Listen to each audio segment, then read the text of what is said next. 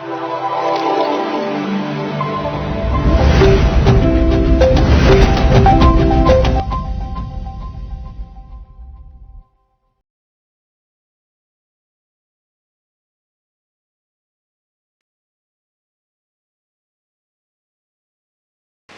J സ്റ്റെഞ്ചർ എന്ന് പറയുന്നത് American ഫിലോസഫറും അമേരിക്കയിലെ ഊർജ തന്ത്രജ്ഞനുമായ ഈ അടുത്ത കാലത്ത് ജീവിച്ചിരുന്ന ഏറ്റവും വലിയ നാസ്തികരുടെ ഒരാളുണ്ട്.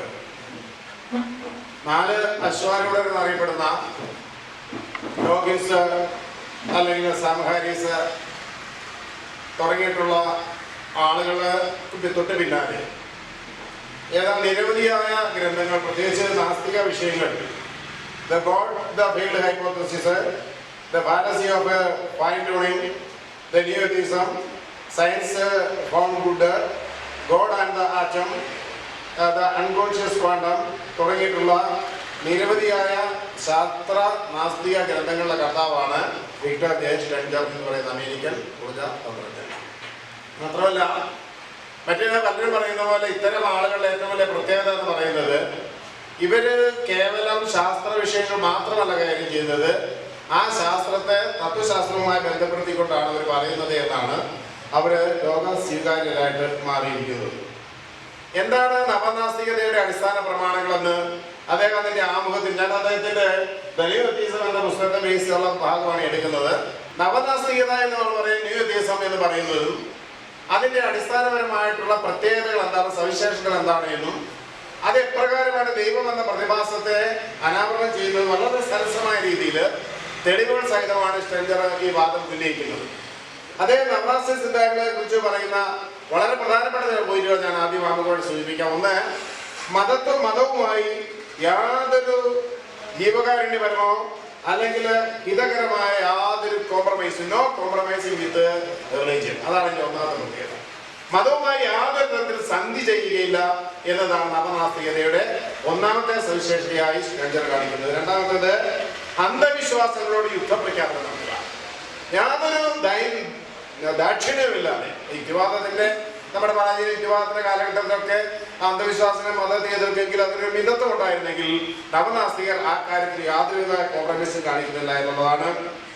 മറ്റൊന്ന്, മൂന്നാമത്തേത്, മതം ഒരു മോറൽ ഫിലോസഫിയാണ് എന്ന രീതിയിൽ മതത്തെ സുഖപ്പെട്ട മതത്തിന്റെ ഗുണഗണങ്ങളെ വർണ്ണിക്കുന്ന ആളുകളുണ്ടെങ്കിൽ നവനാസ്തികർ പറയുന്നത് മതത്തിന് യാതൊരു മോറൽ സപ്പോർട്ടും അല്ലെങ്കിൽ ഒരു മോറൽ ഫിലോസഫി മതത്തിൽ ഇല്ല എന്ന് മാത്രമല്ല, എല്ലാ ദുരന്തങ്ങളുടെയും സാമൂഹിക ദുരന്തങ്ങളുടെയും കാരണം മതമാണ് എന്നാണ് അദ്ദേഹം പറയുന്ന മറ്റൊരു കാര്യം.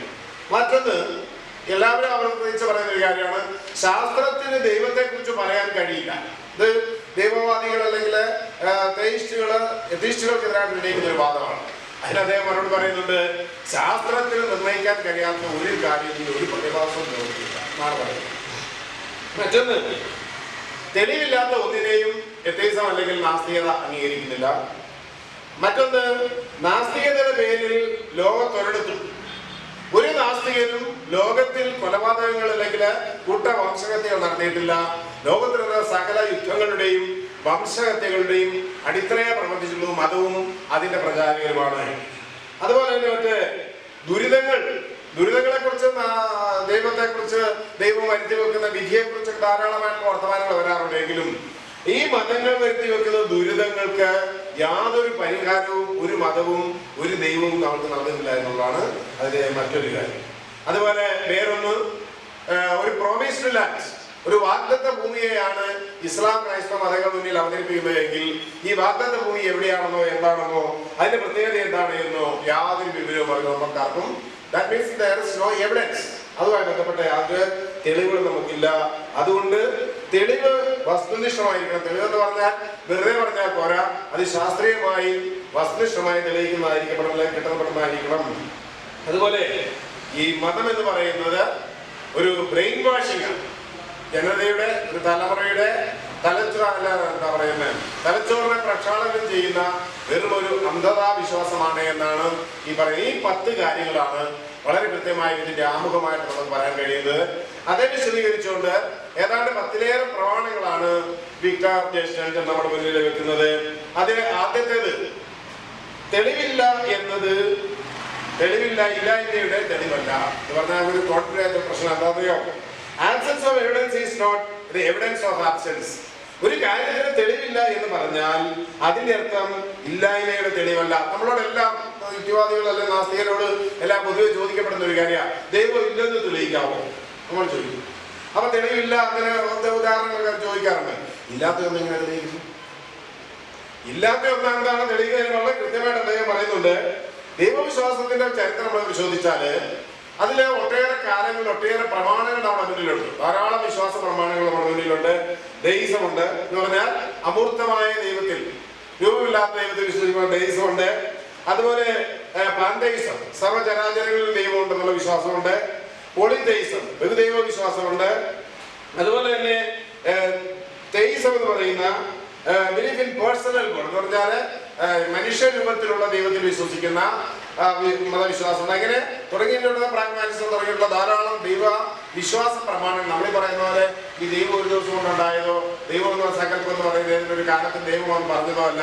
ദൈവ ചിന്തകൾക്ക് വലിയൊരു പരിണാമ ചരിത്രമുണ്ട്. എന്ന് പറഞ്ഞാൽ ആദ്യകാലത്ത് മനുഷ്യ എന്ത് ദൈവത്തിലാണ്? സൂര്യനും ചന്ദ്രന്മാരും ലോകത്തിലെ ആദ്യത്തെ ദൈവങ്ങളെങ്കിൽ അതിൽ നിന്ന് ഇങ്ങോട്ട് വന്ന് ഏകദൈവ അല്ലെങ്കിൽ ബഹുദൈവ വിശ്വാസം, പ്രകൃതിയിലെ വിശ്വാസം, ഊർജത്തിലെ വിശ്വാസം, പ്രായോഗിക ദൈവവിശ്വാസം, പിന്നെ ഇങ്ങോട്ട് വന്ന ഏറ്റവും ഒടുവിലാണ് നമ്മളോട് ഊർജം ആണ് ദൈവം എന്നുള്ള രീതിയിലുള്ള വിശ്വാസങ്ങളൊക്കെ വരുന്നത്.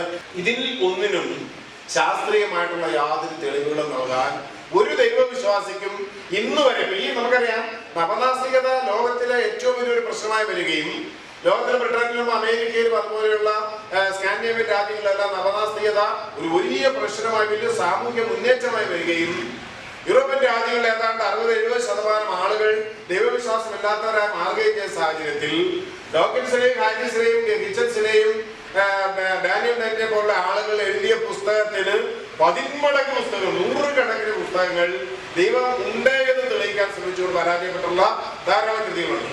ആ കൃതികളൊക്കെ അവതരിപ്പിക്കുമ്പോഴും വളരെ കൃത്യമായി എത്തിസ്റ്റർ പറഞ്ഞ്, അല്ലെങ്കിൽ ഡെന്നിനെ പോലുള്ള ആളല്ലെങ്കിൽ സ്റ്റെൻഡറെ പോലുള്ള ആളുകൾ പറയുന്നത് ഈ പ്രപഞ്ചം എന്ന് പറയുന്നതിന് എന്താണ് ഈ പ്രപഞ്ചം, എന്താണ് നാം കാണുന്ന വസ്തുതകൾ എന്ന് പറയാൻ ഏത് മതത്തിന് അല്ലെ ഏത് ദൈവവിശ്വാസമാണ് കഴിഞ്ഞിരിക്കുന്നത്?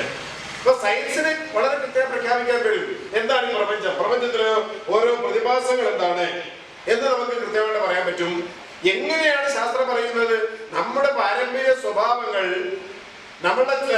നമ്മുടെ ജീവിതത്തിന്റെ സ്വഭാവ സവിശേഷതകൾ തലമുറകളിലേക്ക് സംവേദിക്കപ്പെടുന്നത് ഏത് മോളിക്യൂൾ അല്ലെങ്കിൽ എത്ര സൂക്ഷ്മമായ ഒരു DNA വഴിയാണ് എന്ന് വളരെ കൃത്യമായി ശാസ്ത്രം തെളിവുകൾ സഹിതം നമ്മുടെ മുന്നിൽ അവതരിപ്പിക്കുന്നു. എന്നാൽ ഇന്നുവരെ ദൈവത്തിന്റെ ഒരു മോളിക്യൂളോ ദൈവത്തിന്റെ ഒരു പാർട്ടികളോ ദൈവത്തിന്റെ ഒരു ആറ്റമോ നമുക്കാർക്കും ലഭിച്ചിട്ടുമില്ല. അത് പരിശോധിക്കാൻ കഴിഞ്ഞിട്ടില്ല. എന്ന് മാത്രമല്ല, ശാസ്ത്രജ്ഞന്മാർക്ക് വളരെ കൃത്യമായി ഈ കാര്യം പറയാൻ പറ്റുന്നുണ്ട്. അപ്പൊ നമ്മൾ തിരിച്ചു ചോദിക്കുന്ന ചോദ്യമുണ്ട്, എങ്കിൽ എന്തുകൊണ്ടാണ് ശാസ്ത്രജ്ഞന്മാർ ദൈവവിശ്വാസികളാകുന്നത്?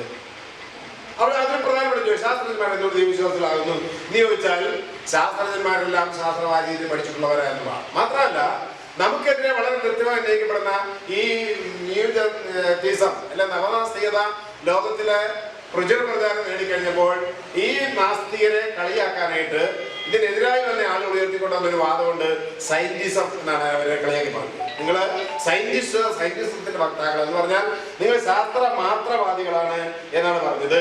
പക്ഷെ അത് ശാസ്ത്രമാത്രവാദമല്ല എന്നും അതിന് ഓരോന്നിനും തെളിവ് നൽകാൻ കഴിയുമെന്നുള്ള കൃത്യമായിട്ട് അവതരിപ്പിക്കാൻ നമുക്ക് കഴിഞ്ഞിട്ടുണ്ട്. പ്രപഞ്ചത്തെ വിശദീകരിക്കാനും വ്യാഖ്യാനിക്കാനും വളരെ കൃത്യമായി കഴിയുന്നത് മാത്രമല്ല, നമ്മുടെ ശാരീരിക പ്രക്രിയകളെ സ്വാഭാവികമായും നമ്മുടെ പ്രാചീന ഭാരതീയ ദാർശനിക ചിന്തകളിൽ, പ്രത്യേകിച്ച് ഇന്ത്യൻ നിരീശ്വരവാദമുള്ള പാരമ്പര്യമുള്ള ഇന്ത്യയിലെ നമ്മുടെ ദർശനങ്ങളിൽ ഏറ്റവും പ്രധാനപ്പെട്ടിട്ടുള്ള 6 ദർശനങ്ങൾ എന്ന് പറയുന്ന നാസ്തികവാദപരമാണ്. അതിൽ പറയുന്ന ലോകായുധം, സാങ്ക്യം തുടങ്ങിയിട്ടുള്ള ദാർശനിക ചിന്തകളിൽ അല്ലെങ്കിൽ നിരീശ്വര ചിന്തകളിൽ വളരെ കൃത്യമായി പറഞ്ഞിട്ടുള്ള ഒരു കാര്യം തന്നെയാണ് സ്റ്റെൻഡർ പറയുന്നത്.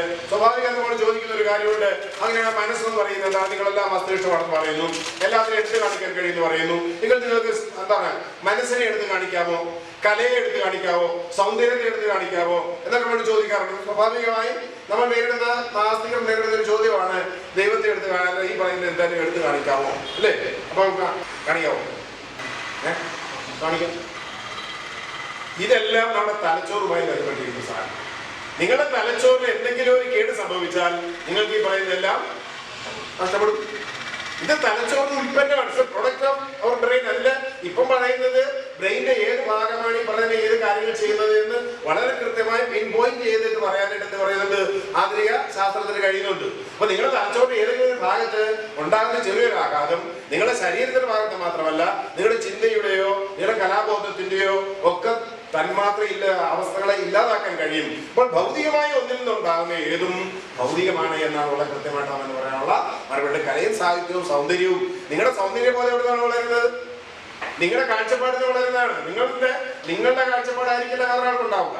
അപ്പൊ ഈ പറയുന്നതെല്ലാം ഭൗതികമായിട്ടുള്ള മെറ്റീരിയൽ ആയിട്ടുള്ള അല്ലെ വസ്തുനിഷ്ഠമായ ഒന്നിൽ നിന്നാണ് ഉണ്ടാകുന്ന ഏതൊരു ചിന്തയും എന്തായിരിക്കും, ഭൗതികമായിരിക്കും എന്നാണ് എന്റെ മറുപടി. ഇത് വളരെ കൃത്യം തന്നെ ലോകാലന്മാര് വളരെ കൃത്യമായിട്ട് നമ്മളോട് പറഞ്ഞിട്ടുള്ളതാണ്. പക്ഷെ ഈ നാസ്തികവാദം മൈക്കൽ മാർട്ടിൻ എന്ന് പറയുന്ന ഒരു ഫിലോസഫർ, ഒരു നാസ്തികൻ പറഞ്ഞിരിക്കുന്നത് ഈ നിരീശ്വരവാദത്തിന് രണ്ട് തരമുണ്ട്. ഒന്ന് എന്താണ് നെഗറ്റീവ് എത്തിസം, മറ്റൊന്ന് പോസിറ്റീവ് എത്തിസം. എന്താണ് നെഗറ്റീവ് എത്തിസം? നെഗറ്റീവ് എത്തിസം എന്ന് പറഞ്ഞു കഴിഞ്ഞാൽ ദൈവമില്ല എന്ന് പറഞ്ഞ് വെറുതെ ഇങ്ങനെ വഴി നടക്കുക എന്നതിനപ്പുറത്തേക്ക് അതിന്റെ പ്രായോഗിക വശങ്ങളെ കുറിച്ച് നെഗറ്റീവ് എത്തിസക്കാര് ബോധമില്ല. പക്ഷെ പോസിറ്റീവ് എത്തിസം എന്ന് പറയുന്നത് നമ്മുടെ ഇവിടെ ആണെങ്കിലും ഈ നാസ്തിക ഗ്രൂപ്പുകൾ ധാരാളമാണ്. അവര് ദൈവമില്ല അല്ലെ അതുമായി ബന്ധപ്പെട്ടുള്ള ധാരാളം കാര്യങ്ങൾ വിശദീകരിക്കാറുണ്ടെങ്കിലും അവരുടെ ജീവിതത്തിൽ ഈ സാധനം ഇല്ല. നമ്മുടെ കമ്മ്യൂണിസ്റ്റുകാരുടെ പറഞ്ഞ അവരിങ്ങനെ എല്ലാം ചോപ്പും ഒക്കെ പറഞ്ഞ് ഭയങ്കര വികാരം കൊള്ളും. പക്ഷെ അവരുടെ ജീവിതത്തിൽ എവിടെയാണ് കമ്മ്യൂണിസം ഉള്ളത്, അല്ലെ അവരുടെ ജീവിതത്തിൽ എവിടെയാണ് നാസ്തികതയുള്ളത് എന്ന് ചോദിച്ചാൽ അതൊരു ആശയമായിട്ട് ഇങ്ങനെ പറഞ്ഞു പോകുന്നതിന് അപ്പുറത്തേക്ക് അതാണ് നെഗറ്റീവ് എത്തിസത്തിന്റെ പ്രത്യേകത. ഇത് വെറുതെ പറയുക, ആകാശത്ത് ഇങ്ങനെ മുടക്കം സൃഷ്ടിച്ചു കൊണ്ട് കുറെ കാര്യങ്ങൾ പറഞ്ഞു പോവുക. പക്ഷെ പോസിറ്റീവ് എത്തിസം ഇങ്ങനെയല്ല. ദൈവത്തെ കുറിച്ച് മാത്രമല്ല, അതുമായി ബന്ധപ്പെട്ട് വരുന്ന ജീവിതത്തിന്റെ, അതുമായി ബന്ധപ്പെട്ട് വരുന്ന ആത്മാവിന്റെ, ധാർമ്മികതയുടെ എല്ലാ വശങ്ങളെയും സവിസ്തരമായി വർദ്ധിച്ചുകൊണ്ടാണ് പോസിറ്റീവ് എത്തിസം കടന്നു വരുന്നത്. അതാണ് നമ്മൾ പറയാൻ പോകുന്ന സാധനം എന്ന് പറയുന്നത്.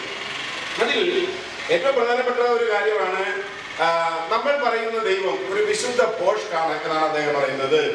അതായത് വിശ്വാസത്തെ കുറിച്ച് ബൈബിളിൽ പറഞ്ഞ പ്രധാനപ്പെട്ട വാചകമുണ്ടല്ലോ, പ്രതീക്ഷയുടെ കാമ്പാണ്, കാണാത്ത കാര്യങ്ങളുടെ നിശ്ചയമാണ് വിശ്വാസം എന്നാണ് പറയുന്നത്, അല്ലെ?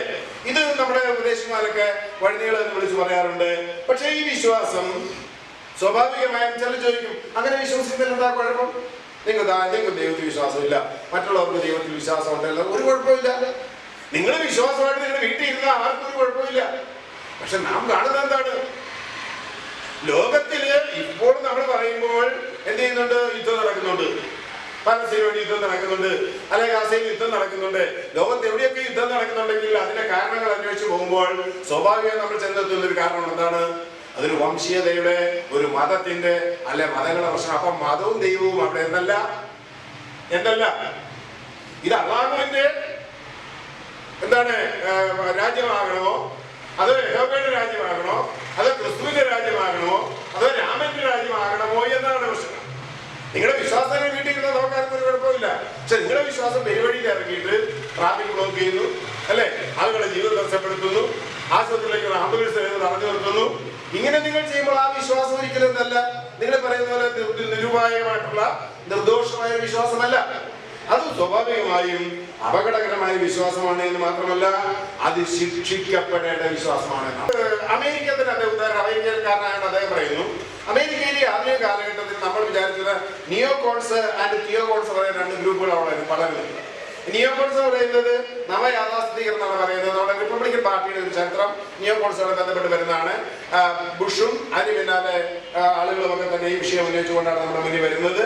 അവര് ഒരു പൊളിറ്റിക്കൽ മൂവാണ്, ഇതിൻ്റെതായിട്ട് മതത്തിന് വേണ്ടിയുള്ള ഒരു പൊളിറ്റിക്കൽ മൂവാണ് ചെയ്യുന്നത്.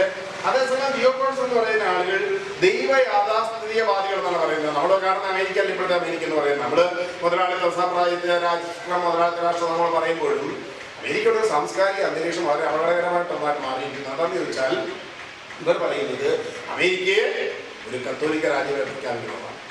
ഇവിടെ നമ്മൾ സംഘപരിവാരത്തിലൂടെ സംസാരിക്കാൻ നമുക്ക് യാതൊരു മടിയില്ല. പക്ഷെ നമ്മളാരും കത്തോലിക്ക എന്ത് ചെയ്യില്ല, നമ്മൾ ക്രിസ്തുമതത്തെ കുറിച്ചൊന്നും വേണ്ടില്ല. നമ്മുടെ നേതാക്കന്മാരെല്ലാം ക്രിസ്തുമത നേതാക്കന്മാരെ വിളിച്ചിരുത്തിയിട്ട് ഇവർ ലോകത്തിന്റെ പരമകാരുണികതയുടെ നന്മയുടെ എല്ലാം പ്രതീകമാണെന്ന് പറയുമ്പോൾ അമേരിക്കൻ തിയോകോൺസ് ചെയ്ത എന്താണെന്ന് ചോദിച്ചാൽ അമേരിക്കയെ കത്തോലിക്ക രാജ്യമായി പ്രഖ്യാപിക്കണം എന്നാണ് അവർ പറയുന്നത്. മാത്രമല്ല നിലവിലുള്ള എല്ലാ വ്യവസ്ഥകളെയും ശാസ്ത്രം നേടിയ എല്ലാ വ്യവസ്ഥകളെയും അട്ടിമറിച്ചുകൊണ്ട് ഭ്രൂണഹത്യയ്ക്ക് എതിരായിട്ട് അവർ നിലകൊള്ളുന്നു. ഭ്രൂണഹത്യക്ക് എതിരായി നിലകൊള്ളുന്നത് മാത്രമല്ല, സ്വവർഗ വിവാഹം, അതുപോലെ സ്വവർഗരതി പോലെയുള്ള കാര്യങ്ങൾ തുടങ്ങിയ എല്ലാത്തിനെയും എതിർക്കുന്നത് മാത്രമല്ല, രോഗം വന്നാൽ ചികിത്സിക്കാൻ പാടില്ല എന്നൊരു പ്രചരിപ്പിക്കും. അതിന് ഇപ്പൊ വരുന്ന പുതിയ ഒന്നാണ് ഈ ഫുഡ് ആൻഡ് അഡ്മിനിസ്ട്രേറ്റീവ് മെഡിസിൻസ് നിരോധിക്കണമെന്നാണ് അവരുടെ ആവശ്യം.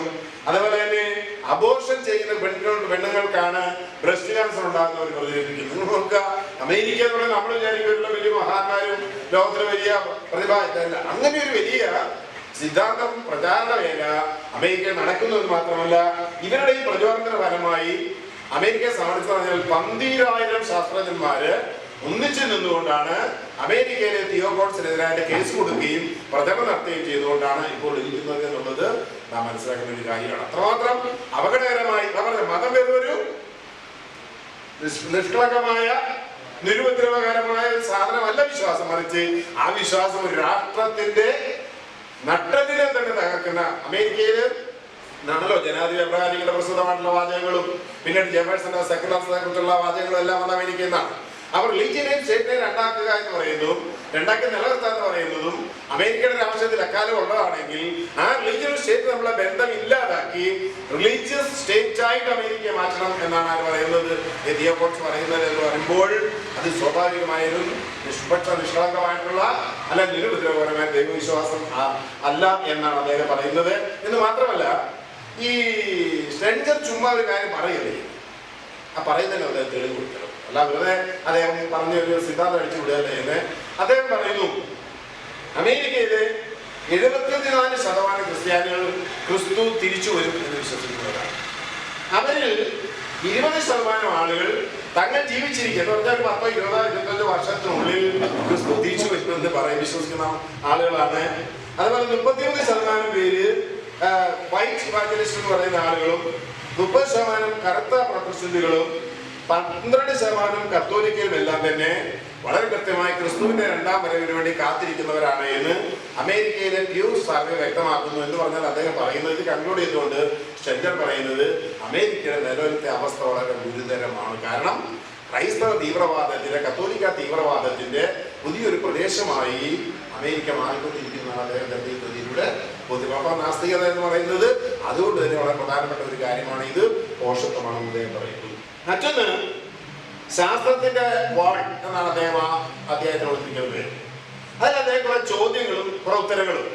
അത് പ്രത്യേകിച്ച് ഒരു ക്രൈസ്തവ ബുദ്ധിജീവിയായ ഡേവിഡ് മാർഷലിന്റെ ഒരു വാദം അദ്ദേഹം പറയുന്നത് ഇങ്ങനെയാണ്: നാസ്തികർക്ക് ശാസ്ത്ര പരിമിതി അറിയില്ല, പല വസ്തുക്കളെയും അവർ ഒഴിവാക്കുന്നു. അദ്ദേഹം പറയുന്നതാണ്, ഈ ശാസ്ത്രം എന്ന് പറയുന്നത് അങ്ങനെ ആപ്റ്റായിട്ടുള്ള ഒരു കാര്യമല്ല, അൾട്ടിമേറ്റ് ആയിട്ടുള്ള ഒരു ട്രൂത്ത് അല്ലായിരുന്നു. ശാസ്ത്രത്തിന്റെ ലിമിറ്റേഷനെ കുറിച്ച് നാസ്തികർക്ക് അറിയില്ല. അതൊരു ചില കാര്യം പറയുമ്പോൾ ലേറ്റസ്റ്റ് തിങ് അല്ലെ ലേറ്റസ്റ്റ് പ്രിറ്റൻഡ് എന്നൊക്കെ അവര് സംസാരിക്കുന്നു എന്ന് അദ്ദേഹം പറയുന്നു. അതുകൊണ്ട് ശാസ്ത്രം വളരെ പരിമിതമായ ഒന്നാണ് എന്ന് ഡേവിഡ് മാർഷനെ പോലും പറയുമ്പോൾ സ്റ്റെഞ്ചർ എന്ന് പറയുന്ന ഒരു മറുപടി ഒരു നാസ്തികനും അങ്ങനെ പറയുന്നില്ല. ഏതെങ്കിലും ശാസ്ത്രവാദികളോ ഏതെങ്കിലും നാസ്തികരോ സയൻസ് ഇതിന്റെ അൾട്ടിമേറ്റ് ആണ് എന്ന് ആരും പറഞ്ഞിട്ടില്ല. കാരണം എന്താണ്, സയൻസ് എപ്പോഴും പുതിയ പുതിയ പഠനങ്ങൾ നടത്തിക്കൊണ്ടിരിക്കുന്നു. പുതിയ പഠനങ്ങൾ നടക്കുമ്പോൾ പുതിയ കണ്ടെത്തലുകൾ വരുമ്പോൾ ആ കണ്ടെത്തലുകളെ അംഗീകരിക്കുകയും അതിൽ തെറ്റായിട്ടുള്ള കാര്യങ്ങളുണ്ട് തെറ്റാണെന്ന് സമ്മതിക്കുകയും ചെയ്യുക എന്നതാണ് ശാസ്ത്രത്തിന്റെ നിലപാട്. അതാണ് നവനാസ്തികന്റെ നിലപാട് എന്ന് അദ്ദേഹം വളരെ കൃത്യമായിട്ട് മനോട് പറയുന്നു. അതിന് അദ്ദേഹം ഒത്തിരി ഉദാഹരണങ്ങൾ പറയുന്നുണ്ട്.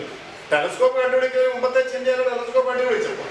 അത് കഴിഞ്ഞിട്ട് ഇപ്പോൾ അറ്റം ടെലസ്കോപ്പ് കണ്ടുപിടിച്ചപ്പോൾ ആ ചിന്തകൾക്ക് അപ്പുറത്തേക്ക് ലോകം വികസിക്കുകയാണ്. ഇന്റർനെറ്റ് വന്നപ്പോൾ, ആർട്ടിഫിഷ്യൽ ഇന്റലിജൻസ് വന്നപ്പോൾ ഇന്നലെ നമ്മൾ കണ്ട ശാസ്ത്രമല്ല നമ്മൾ ഇപ്പോൾ കാണുന്ന ശാസ്ത്രം. അപ്പൊ അവിടെ ശാസ്ത്രം എന്ന് പറയുന്നത് അവസാനത്തെ വാക്കായിട്ട് പറയുന്നതല്ല. എല്ലാ ശാസ്ത്ര സത്യങ്ങളും ആപേക്ഷികമാണ് എന്ന് മാത്രമല്ല, ശാസ്ത്രത്തിന്റെ വികാസത്തോടനുബന്ധിച്ച് അത് കൃത്യമായി വിശദീകരിക്കാനും കഴിയും. ഇത് ശാസ്ത്രത്തിന്റെ പരിമിതിയല്ല, ഇത് ശാസ്ത്രത്തിന്റെ വിജയമാണ് എന്നാണ് ശങ്കരാചാര്യ മറുപടി. അതുപോലെ ഇന്റലിജന്റ് ഡിസൈനിന്റെ വക്താവായിട്ടുള്ള ഇന്റലിജന്റ് ഡിസൈൻ എന്നറിയാതെ ദൈവത്തിന്റെ വളരെ ബുദ്ധിപൂർവമായിട്ടുള്ള ഒരു കണ്ടുപിടുത്തമാണ് പ്രപഞ്ചം എന്നുള്ള ആ ഡിസൈനിന്റെ വക്താവായ ഡേവിഡ് ബെർലിൻസ്കി പറയുന്നത് ശാസ്ത്രജ്ഞർ സ്വയാധികാരികളാണ്, ശൂന്യന്മാരാണ്, അപമർക്കവാദികളാണ്, അവർ എന്തും വിശ്വസിക്കും എന്ന് പറഞ്ഞാൽ ശാസ്ത്രജ്ഞര് അന്ധവിശ്വാസികളാണെന്നും അവർ വേറെ ആക്കെ പറയുന്നത് കേട്ട് വിശ്വസിക്കുന്നവരാണ് എന്നാണ് ഈ ഡേവിഡ് ബെർലിൻസ്കി പറയുന്നത്. അതിന് സ്റ്റെഞ്ചർ പറയുന്ന മറുപടി ഇതാണ്: ലോകത്തെ വ്യാഖ്യാനിക്കാൻ ശാസ്ത്രത്തിനുണ്ട്. നിങ്ങൾ പറയുന്ന മതത്തിലെ ലോകം ഏതാണ്? നിങ്ങൾ പറയുന്ന മതത്തിലെ ലോകം, ബൈബിളിൽ പറയുന്ന ലോകം ഏതാണ്? യൂഫ്രട്ടീസ് ടൈഗ്രീസ് നദിയുടെ തീരത്തുള്ള ഇട്ടവട്ടമാണ് ഏത് സ്ഥലം എന്ന് പറയുന്നത് ബൈബിളിലെ അല്ലേ? ബൈബിളല്ലോ. നിങ്ങൾ ബൈബിളിന് ഇതിലെ പുതിയ എഡിഷൻ ബൈബിൾ ഉണ്ടെങ്കിൽ ബൈബിളിന് അവസാനത്തെ പേജിൽ അതിന്റെ ഇത് കൊടുത്തിട്ടുണ്ട്, മാപ്പ്. ആ മാപ്പിൽ ഈ പറയുന്ന ദേവലോകവും അല്ലെങ്കിൽ ഈ പറയുന്ന പാരഡൈസും ഒക്കെ ഏതാണെന്നുള്ള കൃത്യമായിട്ട് വരച്ചിട്ടത് മാത്രമല്ല, ഇപ്പോഴും യൂഫ്രട്ടീസ് ടൈഗ്രീസ് നദിയുടെ തീരത്ത് ആദാമിന്റെ തോട്ടവും അവിടുത്തെ വിശുദ്ധ മരവും ഇപ്പോഴും ചില്ലിൽ ഫ്രെയിം ഇട്ട് വെച്ചിട്ടുണ്ട് ഇവിടെയാണെന്ന് പറയുന്നത്. അത്ര ഉള്ള ലോകം എന്ന് പറഞ്ഞാൽ അവർ പറയുന്നത് ഏതാണ്? ഇത്രേ ഉള്ളൂ. ഇന്ത്യയിലെ ദൈവങ്ങളുടെ ലോകം ഏതാണ്? വിന്ധ്യപർവ്വതത്തിന് ഹിമാലയ പർവ്വതത്തിന് ഇടയ്ക്കുള്ള ഇട്ടവട്ടമാണ് ദൈവം സൃഷ്ടിച്ച, അവരുടെ ദൈവം സൃഷ്ടിച്ച ലോകം. അമേരിക്കയെ കുറിച്ചോ സിലോണിനെ കുറിച്ചോ അല്ലെങ്കിൽ ഫിലിപ്പീൻസിനെ കുറിച്ചോ ഇറാഖിനെ കുറിച്ചോ ഏതെങ്കിലും രാമായണത്തിലോ മഹാഭാരതത്തിലോ ഏതെങ്കിലും കൃതി പറഞ്ഞിട്ടുണ്ടോ? ബൈബിളിൽ പറഞ്ഞിട്ടുണ്ടോ? ഖുറാനിൽ പറഞ്ഞിട്ടുണ്ടോ? ഇല്ല. ഇതൊക്കെ ലോകം മനുഷ്യൻ കണ്ടുപിടിച്ചാണ്. അപ്പൊ ഈ വിവരക്കേട്, സ്വന്തം വിവരക്കേടുകൾക്ക് യാതൊരു എളുപ്പമില്ലാതെ ഇത് ശാസ്ത്രജ്ഞർക്കൊന്നും അറിയാൻ മേലാത്തതുകൊണ്ടാണ് ബാക്കി എല്ലാവർക്കും ദൈവത്തിന് ഈ കാര്യങ്ങളെല്ലാം അറിയാം എന്ന് അദ്ദേഹം പറയുന്നതിനുള്ള വളരെ കൃത്യമായിട്ടുള്ള മറുപടിയാണ്. യാതൊരു തെളിവുമില്ല കുറെ കാര്യങ്ങളാണ് അവതരിപ്പിക്കുന്നത്. മറ്റൊന്ന്, ഈ PU സർവേ, മുമ്പേ പറഞ്ഞു അമേരിക്കയിലെ ഇത്തരം കാര്യങ്ങൾ നടത്തുന്ന സർവേ ഏജൻസിയാണ് PPWPO.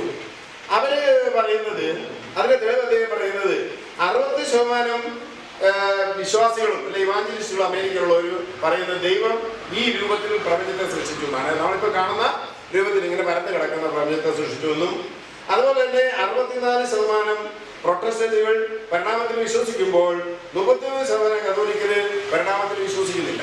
അത് കണക്കത് കൃത്യമായിട്ട് പറയുന്നുണ്ട്. എന്ന് മാത്രമല്ല, ഈ പറയുന്ന കാര്യങ്ങളിൽ ഇപ്പോഴും ലോകത്തിലെ ഭൂരിപക്ഷം ജനങ്ങളും ദൈവം ഏത് രൂപത്തിൽ അവരുടെ മതഗ്രന്ഥങ്ങളിൽ, ഇപ്പൊ നിങ്ങൾ പറയുമ്പോ ക്രിസ്ത്യാനിയുടെ പറയുന്ന സൃഷ്ടിയെ ഒരിക്കലും അംഗീകരിക്കുന്നില്ല. ഇസ്ലാം അംഗീകരിക്കരുത്. ഇസ്ലാം അംഗീകരിക്കുന്ന ഒരു സൃഷ്ടിയെയും ഇന്ത്യയിൽ വളരെ പ്രശ്നപൂരിതരാണ്. കാരണം വെച്ചാൽ ഓരോ പുരാണത്തിലും ഓരോ തരത്തിലുള്ള സൃഷ്ടി. ബ്രഹ്മാവിനൊന്നും വലിയ മാർക്കറ്റില്ല ഇന്ത്യയില്. പാലക്കുടി രാമനാണ്. രാമൻ ദൈവം എന്ന് പറഞ്ഞ് ഭൂമി ഉണ്ടാക്കാൻ വന്ന ആളൊന്നുമല്ല. അപ്പൊ ഈ പറയുന്ന മതഗ്രന്ഥങ്ങൾ എന്ന് പറയുന്നത് വളരെ പരിമിതമായിട്ടുള്ള ഒരു ലോകത്തെ കുറിച്ച് മാത്രം സംസാരിക്കുന്നവരെന്ന നിലയിൽ അവർക്ക് ഈ ലോകത്തിന്റെ വിശാലതയെ കുറിച്ച് അറിയില്ല. അത് പറയാൻ ആർക്കേ കഴിയൂ? അത് പറയാൻ നമ്മുടെ ശാസ്ത്രത്തിന് മാത്രമേ കഴിയൂ എന്നാണ് അദ്ദേഹം പറയുന്നത്. ഇവാഞ്ചലിസ്റ്റായ ഫ്രാൻസിസ് കോളിൻസ് പറയുന്നത് ശാസ്ത്രത്തിൽ നിന്ന് വിശ്വാസത്തിലേക്ക് കടന്നുപോയ ആളുകളുണ്ട് എന്നും, അത് വളരെ കൃത്യമായും ദൈവം പ്രകൃതിക്ക് മേലെ ഒരു വിളി നടത്തുന്നുണ്ട് എന്നും, ഈ പുതിയ DNA പരിശോധനകളും പഠനങ്ങളെല്ലാം വന്നപ്പോൾ, ജനറ്റിക്കല് പഠനങ്ങൾ വന്നപ്പോൾ അദ്ദേഹം പറഞ്ഞത് DNA ദൈവത്തിന്റെ അത്ഭുത സൃഷ്ടിയാണ്. അത് വളരെ ബുദ്ധിമാന്മാരാണ് മതക്കാര്. പുതിയൊരു കണ്ടുപിടുത്തം വന്നാൽ ഉടനെ അത് ഞങ്ങൾ കണ്ടുപിടിച്ചിട്ടുണ്ട്, അത് ഞങ്ങൾ ബൈബിളിൽ പറഞ്ഞിട്ടുണ്ട്, അത് ഖുറാനിലുണ്ട്, ഭഗവത്ഗീതയുടെ നമ്മുടെ ഗോപാലകൃഷ്ണ പാർട്ടി ടൈപ്പ് സാധനങ്ങളുണ്ട്, ഭൂമിയോട് ഗോപാലകൃഷ്ണ ടൈപ്പ് സാധനങ്ങളുണ്ട്. അവർ പറയും അത് ആ ശാസ്ത്ര സത്യം നമ്മുടെ ഭഗവത്ഗീതയിലുണ്ട്. ഭഗവത്ഗീത എവിടെയാ ഉള്ളത്? ഏത് ശ്ലോകത്തിലാണ് ഉള്ളത്? അതിന് ഏത് ഇക്വേഷനാണ് ഉള്ളത്? അതിനെ വിശദീകരിക്കുന്നതിന്റെ ഡെറിവേഷൻസ് എന്താണ്? അതൊന്നുമില്ല. നമ്മുടെ ഓരോ ഓക്കന്മാരായിട്ടുള്ള ശാസ്ത്രജ്ഞന്മാരാന്നൊക്കെ വേഷം കെട്ടി നടക്കുന്ന ആളുകൾ പറയും ഏതെങ്കിലും ഒരു കണ്ടുപിടുത്തം നടത്തിയാൽ ഉടനെ സൂര്യന്റെ വാർത്ത കണ്ടല്ലോ, അത് നമ്മുടെ വേദത്തിലുള്ള ഏത് വേദം. ഡോക്കിൻസ് പറയുന്നുണ്ട്. ഇത് വിശദീകരിക്കാൻ ഡോക്കിൻസ് പറഞ്ഞ ഒരു ഉദാഹരണം എന്താണെന്ന് ചോദിച്ചാൽ, നിങ്ങളത് പറഞ്ഞോളൂ, പക്ഷെ ശാസ്ത്രത്തിനൊരു മെത്തഡോളജി ഉണ്ട്. എന്താണ് ശാസ്ത്രത്തിന്റെ മെത്തഡോളജി പറയുന്നത്? നിങ്ങൾ പറയുന്ന ശാസ്ത്രം എന്താണ് എന്ന് ആദ്യം നിങ്ങൾ പറയും. നിങ്ങൾ മനസ്സിലാക്കിയിരിക്കുന്ന ആ ശാസ്ത്രം എന്താണ്. രണ്ടാമത് ആ ശാസ്ത്രം എവിടെയാണ്, ഏത് പുസ്തകത്തിന്റെ എവിടെയാണ് പറഞ്ഞിരിക്കുന്നത് എന്ന് പറയുക. മൂന്നാമത് അത് നിങ്ങൾ വ്യാഖ്യാനിച്ച് ഇത്രയാണ്. ചുമ്മാ എന്റെ പുസ്തകത്തിലുണ്ട് എന്ന് പറഞ്ഞിട്ട് കാര്യമില്ല. അപ്പൊ നമ്മൾ ഒരേ ഇക്വേഷൻ ഈ സമയം എന്ന് പറയുമ്പോഴോ അല്ലെ എനർജിയെ കുറിച്ച് കണ്ടുപിടുത്തം പറയുമ്പോൾ, AI കുറിച്ച് പറയുമ്പോൾ, അല്ലെ നമ്മളിപ്പം പറയുന്ന ഏതെങ്കിലും പുതിയ കണ്ടുപിടുത്തം, ആ കണ്ടുപിടുത്തങ്ങളെ കുറിച്ചൊക്കെ പറയുമ്പോൾ അത് ഏത് വേദത്തിന്റെ, ഏത് ബൈബിളിന്റെ, ഏത് ഗ്രന്ഥത്തിന്റെ എത്ര അധ്യായത്തിൽ എത്ര കൃത്യമായി വ്യാഖ്യാനിച്ചിരിക്കുന്നു എന്ന് ബോധ്യപ്പെടുത്താൻ നിങ്ങൾക്ക് കഴിയണം. ക്വാണ്ടം മെക്കാനിക്സ് എന്താണ്? ക്വാണ്ടം മെക്കാനിക്സ് ബൈബിളിലുണ്ട് എന്ന് പറയുമ്പോൾ ആദ്യം നിങ്ങൾ ക്വാണ്ടം മെക്കാനിക്സ് എന്താണെന്ന് പറയണം. അത് പറയാതെ അത് പറയാതെ നിങ്ങൾ അതുണ്ട് എന്ന് പറഞ്ഞാൽ അതൊക്കെ വെറും ഫോളിയാണ്. ആ ഫോളി തന്നെയാണ് യഥാർത്ഥത്തിൽ എന്ത് ചെയ്യുന്നത്. ഇവിടെ സ്റ്റെൻഡർ പറയുന്നത് പ്രകൃതിയെ കുറിച്ചുള്ള ഏതൊരു കാര്യത്തിലും വളരെ കൃത്യമായി സയൻസിന് മറുപടി പറയാൻ കഴിയുന്നത് മാത്രമല്ല, മറുപടി ഇല്ലാത്തതാണ് എങ്കിൽ അത് മറുപടി ഇല്ല എന്നും അത് ഇനി കണ്ടെത്തപ്പെടേണ്ടതാണ് എന്നും ആര് പറയും? ശാസ്ത്രം പറയും. അല്ല ആത്യന്തികമായി സാധനം ഇന്നതാണ് എന്നൊരിക്കലും ശാസ്ത്രം വ്യക്തമാക്കുന്നില്ല. ലോജിക്കൽ ഡിഡക്ഷൻ എന്ന് പറയുന്ന ഒരു സിദ്ധാന്തത്തോട് സെന്റർ പറയുന്നുണ്ട്. നിങ്ങൾ ദൈവത്തെ കുറിച്ച് പറയുന്നുണ്ടോ? ദൈവം ഒമ്നി സയൻസ് ആണ് എന്ന് പറഞ്ഞാൽ സർവ്വവ്യാപിയാണ്. സർവ്വവ്യാപിയാണ് എങ്കിൽ ഈ പ്രപഞ്ചത്തിൽ നടക്കുന്ന എല്ലാ കാര്യം എന്ത് ചെയ്യണം? God is Omni science. Then God must know everything in this world. അല്ലേ? ലോകത്തിൽ എല്ലാം നടക്കുന്ന സംഭവങ്ങൾ ഏത് ദൈവം അറിയുന്നത്? ഇന്ത്യയിൽ നടക്കുന്ന സംഭവം പോലും ഇന്ത്യയിലെ ഒരു ദൈവങ്ങളും അറിയാറില്ല, അല്ലേ? അതുപോലെ പറയുന്നു ഒമ്നി ബെനിവോളന്റ്, സകലമാന ജീവകാരുണ്യമുള്ള അല്ലെങ്കിൽ സർവ പരമകാരുണികനാണ് ദൈവം. പരമകാരുണികനാണെങ്കിൽ ലോകത്തൊരിടത്ത് എന്ത് ഉണ്ടാകരുതായിരുന്നു? പാടില്ല, കുട്ടികൾ മരിക്കാൻ പാടില്ല, പ്രകൃതി ദുരന്തം ഉണ്ടാക്കാൻ പാടില്ല. അപ്പൊ അങ്ങനെ എല്ലാം ഉണ്ടായിക്കൊണ്ടിരിക്കുന്നു. അപ്പം ദൈവം ഒന്നി വരുമ്പോഴല്ല. അതുപോലെ ഒന്നി പൊട്ടന്റാണോ? ഒന്നി പൊട്ടന്റാണെങ്കിൽ സർവശക്തനാണെങ്കിൽ ദൈവം ചെയ്യണം ഈ പറയുന്ന എല്ലാ പ്രശ്നങ്ങളെയും പരിഹരിക്കണം. ലോകത്ത് ഏതെങ്കിലും ഒരു പ്രശ്നം ഇത്രയേറെ നൂറ്റാണ്ടുകളായിട്ട് ഏതെങ്കിലും ഒരു വിഷയത്തിൽ ദൈവം ഇറങ്ങി ഒരാളെങ്കിലും രക്ഷിച്ച ഒരു സംഭവം നിങ്ങൾക്ക് കാണിക്കാൻ പറ്റുമോ? ഇവിടെ എത്രയോ ദുരന്തമുണ്ടായി. കോവിഡ് വന്നിട്ട് അമേരിക്കയിലൊക്കെ ഈയമ്പാച്ചകളെ പോലെ മനുഷ്യർ പടഞ്ഞുകൊണ്ട് മരിച്ചു. ഇന്ത്യ മരിച്ചതിന്റെയൊക്കെ 4-8 മനുഷ്യര് അമേരിക്കയിൽ മരിച്ചു. ദൈവവിശ്വാസികൾ ഒട്ടേറെ പേര് മരിച്ചു. ഏതെങ്കിലും ഒരാളെ ഒരു ദൈവം രക്ഷിച്ചതായി, ഏതെങ്കിലും കയത്തിൽ വീടുപോയ ഒരു കുട്ടിയെ ദൈവം രക്ഷിച്ചതായി, ഏതെങ്കിലും ഒരു കപ്പൽ ചേർന്നത്തെ വിമാന ദുരന്തത്തെ രോഗത്തെ എവിടെയെങ്കിലും എന്നെങ്കിലും ചരിത്രത്തിൽ ഇന്ന് വരെ എവിടെയെങ്കിലും ഒരു ദൈവം ഇറങ്ങി രക്ഷിച്ചതായി നിങ്ങൾക്ക് പറയാൻ പറ്റുമോ?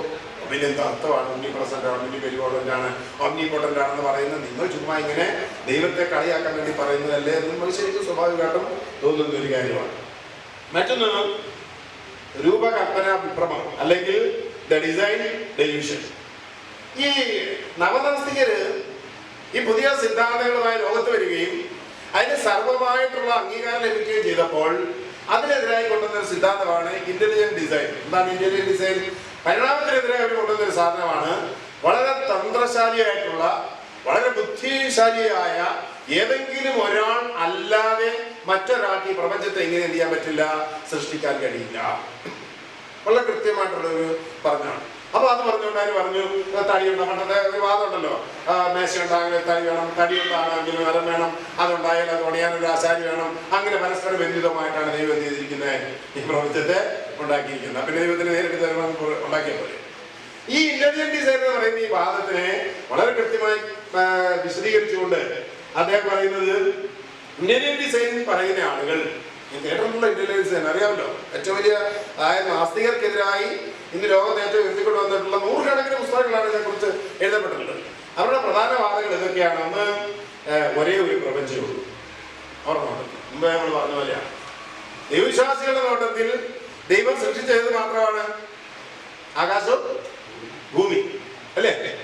വേറെ എന്തെങ്കിലും സൃഷ്ടിച്ചാൽ ഏതെങ്കിലും പുസ്തകത്തിൽ പറഞ്ഞിട്ടുണ്ടോ? പിന്നെ ഒക്കെ എന്ന് കാണുമായിരിക്കും, അല്ലേ? ഒക്കെക്കകത്ത് വരെ ബാക്കി എല്ലാത്തിനും കൂടെ ചുരുട്ടിക്കയറ്റും.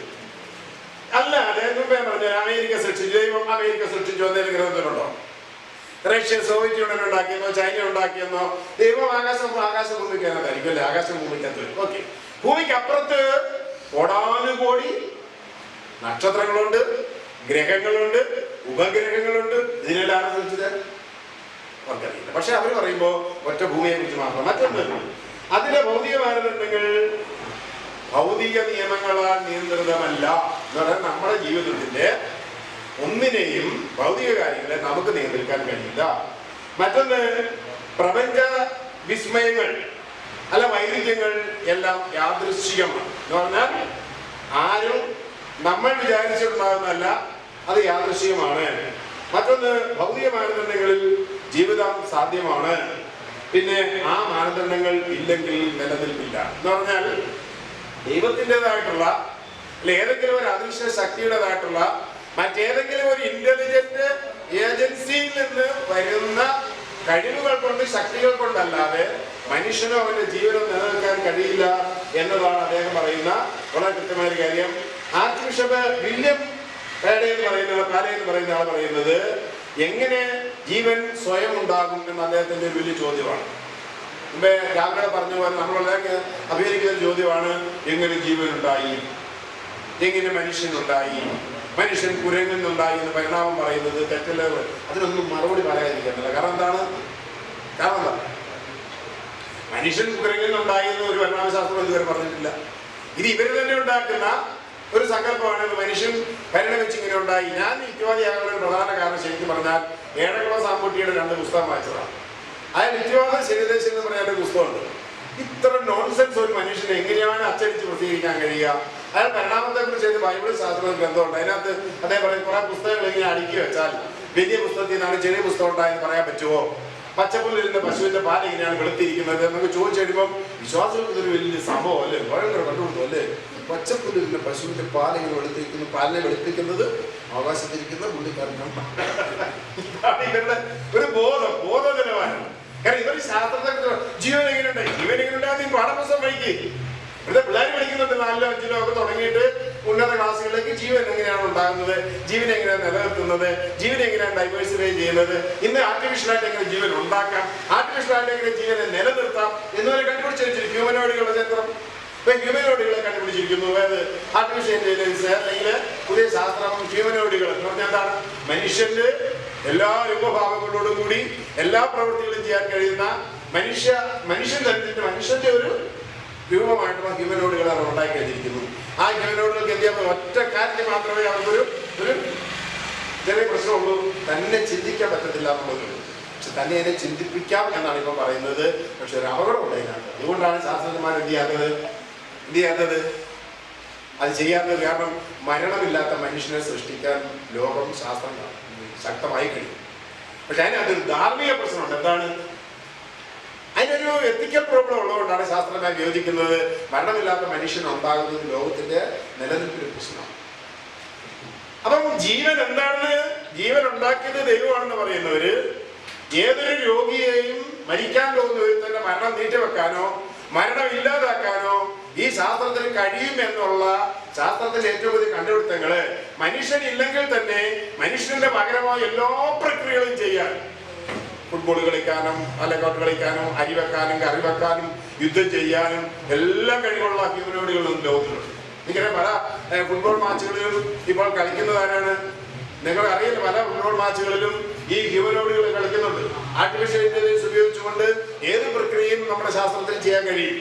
പക്ഷെ അങ്ങനെയുള്ള ഒരു ലോകത്ത് നിന്നുകൊണ്ടാണ് ഈ വിഡ്ഢിച്ചോദ്യം ചോദിക്കുന്നത് ദൈവമാണ് ഉണ്ടാക്കിയത്.